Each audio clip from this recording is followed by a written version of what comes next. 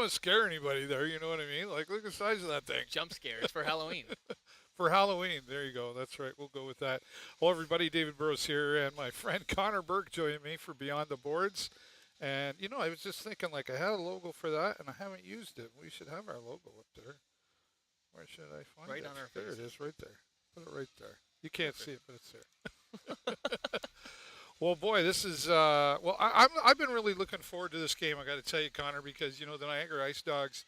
Well, they haven't done so well last year and the year before, but it seems like this year, wow, force to be reckoned with. Fork is you, a force to be reckoned with, and we're going to talk about that, especially Kevin He coming up in just a little bit. For those of you who are watching, we are live on Facebook, and we are live on YouTube, and we're also live on TikTok. We'll say hello to our friends out there. Who's coming to this game? What are they saying over here? See, I can't see. I'm old. Are you coming to this game? I am here at this game. Yes. So follow us along on TikTok and everywhere you can, and help us spread the word of what we're doing here with Beyond the Boards. And I wanted to appropriately give a shout-out mention to a friend of mine who, he's really done some great things, and he's overcome some great obstacles, and his name is Stevie Go Go. There he is right there. I was with him last night at Patty Flaherty's. Connor, I don't know if you got a chance to watch, but he was on Dragon's Den for his tuk-tuk machine, or tuk-tuk. It's kind of like an oversized golf cart, if you will. And he's had some struggles here in Sarnia keeping this thing on the road. But he made it onto Dragon's Den, and officially he did get a deal from the Dragons, $100,000 for 50% of his company. Although he did announce at Patty Flaherty's, after we all watched, that had to fall through because of things that happened here in Sarnia. That being said, also has found a couple of more investors who signed on the dotted line to support him and get him going in other cities. So we're all really proud of Steve Devlin, a.k.a. Stevie Go Go, and I got to spend some time with him. I've known him for quite a few years. He's got a lot of friends. I don't pretend to be his best friend, but I consider myself a friend, and pretty proud of the fact that he's been able to pull this off. So shout out to Stevie Go Go here today on Beyond the Boards, and I know he's taken, well, he says he's taken a bit of a break because he's had a lot. He's been pretty busy, as you can imagine. Planning the watch party, etc. To just have a positive experience. It was packed in there. It was really awesome. So congratulations. Yeah, I saw. It looked nice. Yeah, and had an interview. His mother. Well, he had a lot of family there, and his mother was there sitting beside me, and got to talk to her as well. So it was a really fun experience, and again, looking forward to seeing what he's going to bring for us. So right on. Right on. Okay, well, let's go now to what we're going to talk about first here. School day game. Wow. Yeah, I'm jealous. I'm here to tell you. Green with envy, even. I was here last year. That was the first time the Sting had done the game, school game day, and screaming kids, and I mean in a joyful way. But from start, the moment they walked through those ticket doors, to the moment they left, it was loud in here, especially when there was a goal. Oh, I got to see a bit of the highlights on the recap, and it was unbelievable. Like a different kind of it's a different. It's a different vibe. Right? Oh, decibel. But I just for mean sure. like it's a much higher pitched scream. It was very noticeable on camera. Yeah, and when you're play-by-play like Lee Cunningham and Pat DeRocher, or Terry Doyle and Barry Wright, I'm going to make fun of my friend Lee now, though. It's like we were taking a poll in the media room earlier, whether he was more bothered by the fact that he had to be here that early in the morning, or that he had to listen to 4,000 screaming kids. Well, it's hard to hear, right, when you're trying to talk. Oh, yeah. Yeah. Yeah, no, like I said, octave was the word I was looking for, not decibel. It's a different octave. Like right. And honestly, it was a different vibe for the hockey, like I wish every game was like that, where the fans were constantly cheering and making noise, right? Yeah, well, we certainly have a lot of older fans here in the building on regular nights, so they're not standing up and cheering for every goal, and sometimes you could seem a little bit. Well, it hurts. A little bit less lively. No, understand. Yeah, but it was a great game. Regardless, the school day game, of course, Alessandro Di Iorio, he got his second goal. What a beauty! It was a beauty goal. Talk about what you saw there. Oh, it was awesome. He always seems to be in the right position. That's the power play. It seems to finally have broken the code a little bit. Like we got down as low as 3%. Now we've got back up over 11, and that was him just looking out, heads up play, and a great shot on that. Yeah, and one of the things that happened, of course, at post game was we talked with Carter Kostuch and Nick Surzycia about their experience with the school game day, and I just took a little clip from the post game here. We're going to play that for you right now. Stay here with us.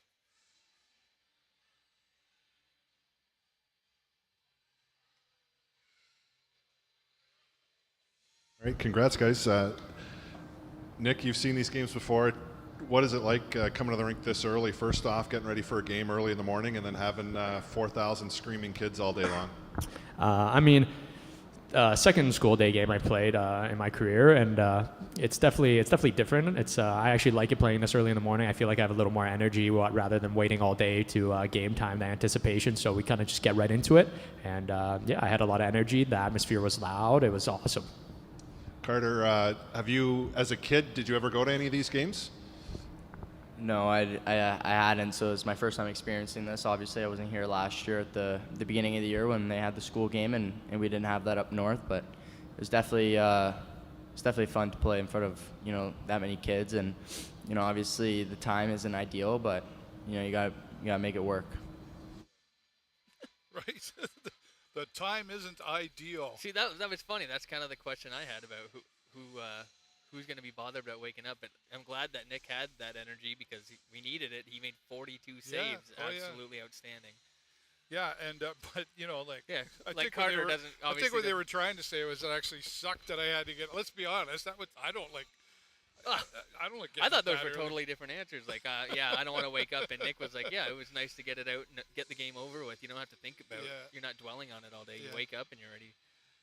Jump right into the action. And the energy is important, right? Because you do feed off of that. Whether you're, if you're a singer at a concert or playing the game, you get the energy from the fans, and it drives you, I think. Oh, certainly, yeah. Like some of those arenas, they get really quiet, and it dwells on the players, right? And they kind of feel like they don't have any support. Who are we playing for? It definitely that'll pump up anyone. Yeah, for sure. There's only one thing I didn't like about the school game was that we went to overtime. Please, not tonight.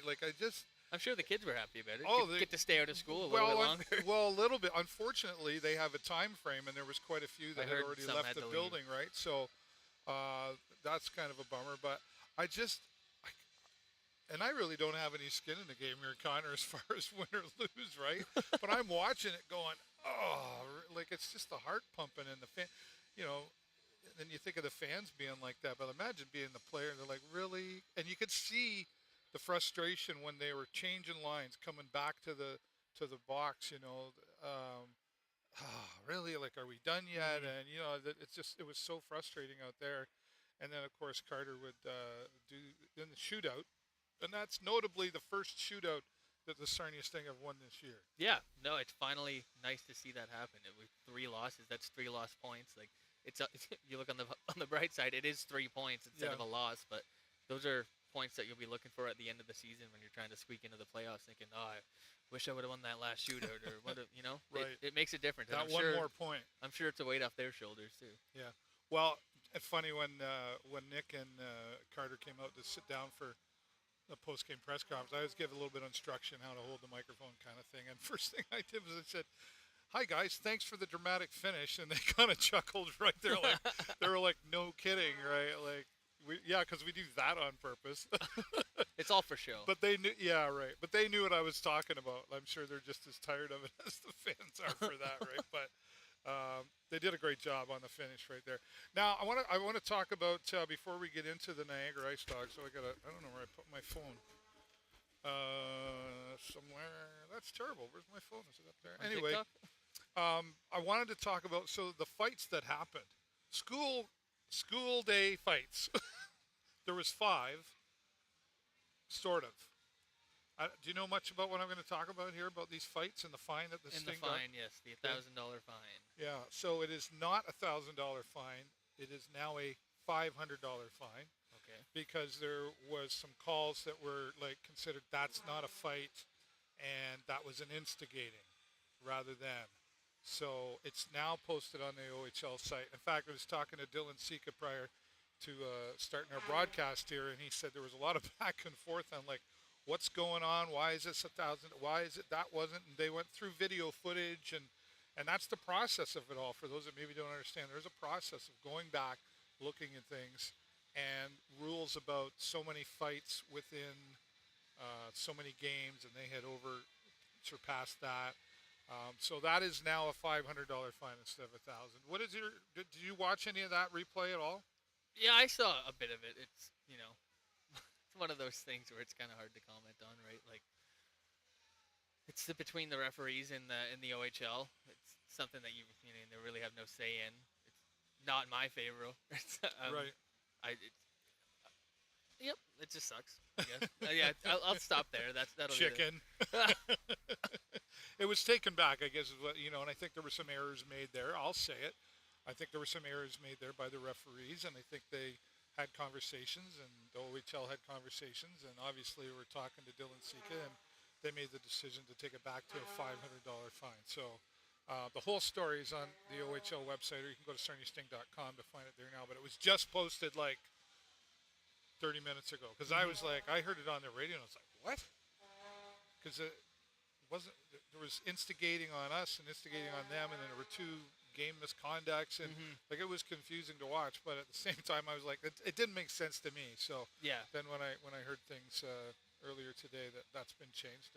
So I guess to the point of the fact that they do look at those things, and the GMs and the coaches do have contact with the OHL, and they can kind of, without appealing it, so to speak, they can have the conversations, or they have the opportunity to show the footage. And so there's a process to it all. So sometimes when things get posted right away, people get upset, and then you just slow down and let them process it, right? But that's the referee thing, like that's the toughest part of the whole game, I think. Yeah, no, it definitely is. Like, you make or break the game. I think, for better or worse, sometimes they are involved in a lot of things that they probably shouldn't be, but that's just the nature of the game, I guess. And you hope with the new commissioner of the league that there might be a little more scrutiny on the referees. Connor doesn't want to talk about referees. It's totally clear. I did hear an announcement, and I forgot to write it down, but there is a new director of player safety that's been announced as well.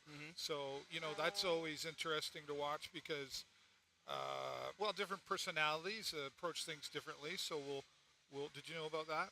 Yeah, I know. I saw that.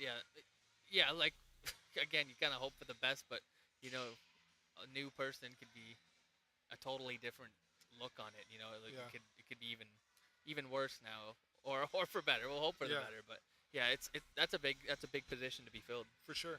Well, I think when they make a change like that, they're looking to make a change. Like they're looking, and usually to improve one over the person who was there before, or who knows, like behind the scenes, somebody's having, maybe they're sick or whatever.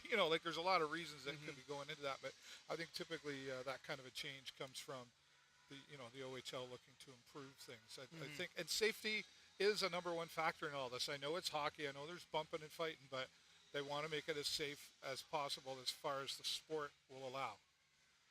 Yeah, without making too many changes to the game that we love. Yeah, right, to the game that we love. That's a good point. Listen, the Sarnia Sting have their 50/50, and you can go to sarniasting5050.com to start making your purchases for those.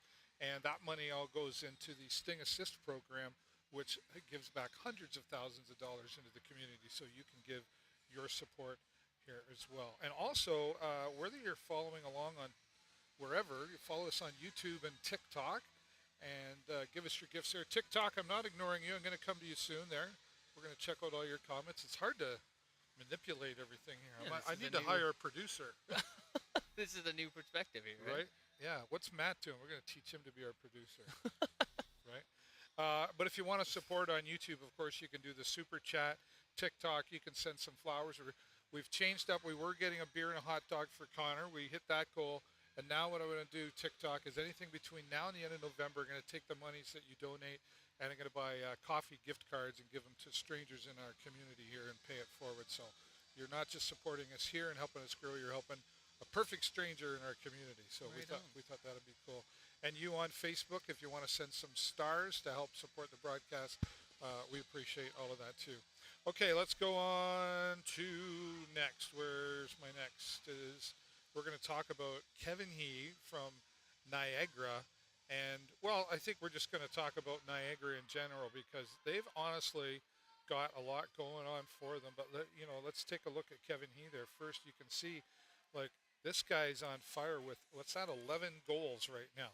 He's incredible. And he's just steadily gotten better every year. I like that you pulled that. That's my favorite website to use, HockeyDB, actually. Oh, yeah, But just HockeyDB. Yep. consistently getting more points every year. And now he's at a 2-point per game pace, which is, probably not sustainable. He might come back down to earth, but he's going to be in the top 5 leaders of the league, absolutely. Well, he's a top 5 as far as trending goes, according to HockeyDB, and they're a reliable source for sure, as you've mentioned.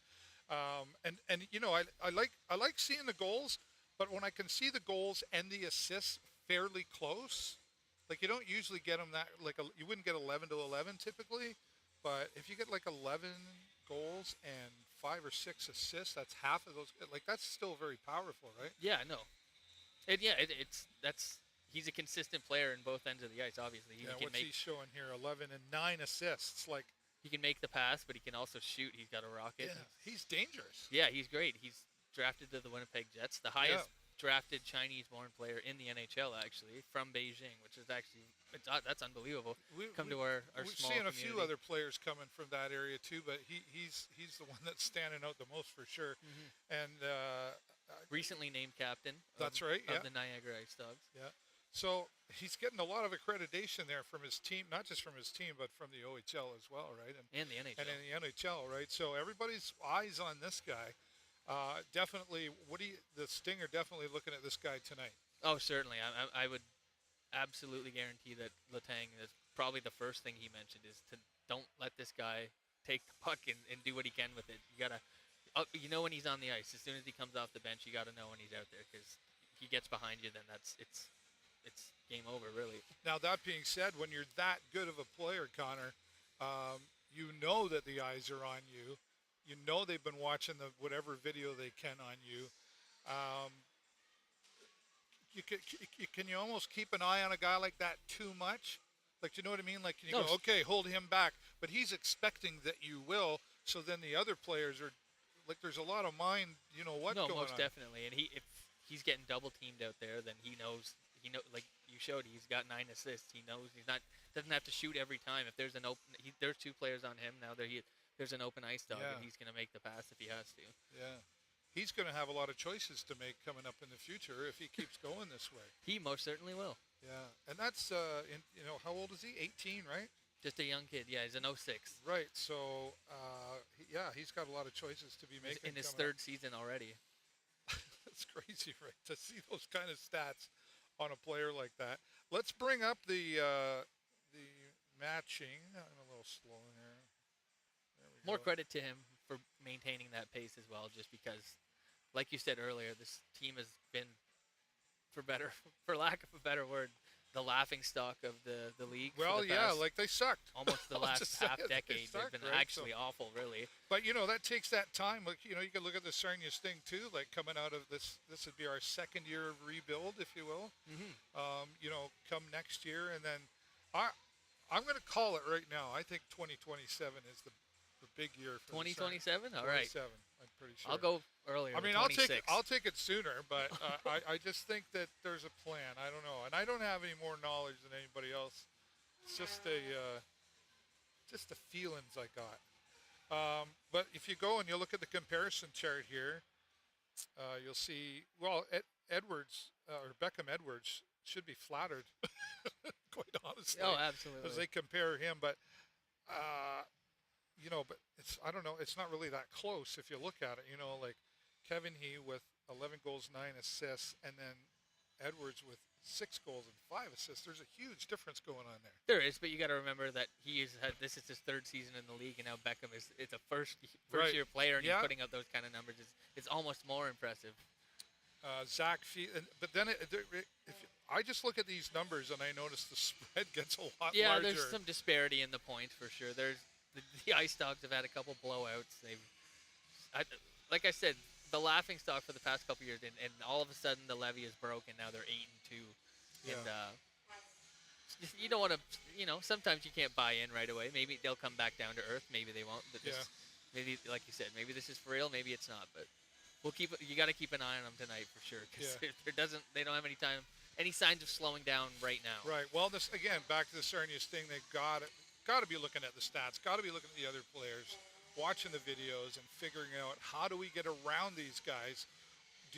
How do you play against a team like this, and how do you play against a player like Kevin here? Are you playing offensively against him, or are you playing defensively when he's out there? I think you want to wear him down on defense and not collapse the net, but you want to have a tight game and see what he's all about, and then maybe open it up more in the second half of the game. Yeah. Okay. It's going to be an exciting game for sure. I'm predicting. We don't want to see like the Sting get squashed by any means. We want to see a good, strong game. But Niagara played last night as well, so you got to remember that. They might have a little bit of fatigue. Yeah, that could be an advantage for sure. Sting have been on a roll though, making it come back. We can't, forget to go back to the last week. Can't forget about us. They're a pat on the back. 5 out of 6 points there, right? Yep. And tied for third or second in the conference, I believe, right now with the Kitchener Rangers. This is where the booing starts. The referees are out on the ice. Yeah, I've got to say that's probably my favorite. Yeah. And then we'll get the Sarnia Sting are going to be out here in just a moment. I might be able to get a shot of that, actually. Get these mugs off here. As we are... there we go. As we are getting ready for the Sting to come out and practice getting warmed up and just feeling the ice out. Here they come, right?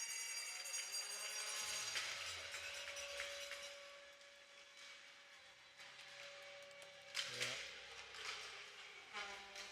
Shout out to Hughes Intelligence Canada for allowing us to do our pre-game here from their hockey suite, and I will be doing live reaction, and Connor will come back and join me at intermissions for some updates. But there's your Sarnia Sting. Looks like Nick Surzycia is starting again tonight. Yeah. Do you have the... Yeah, they just posted it a couple minutes ago. I think I gave you on that sheet there, but yeah, whatever. Felak, Wainwright, and Moses on the first line. Young and Bodine, first pair defensemen. Brown, Di Iorio, and Johnson on the second line.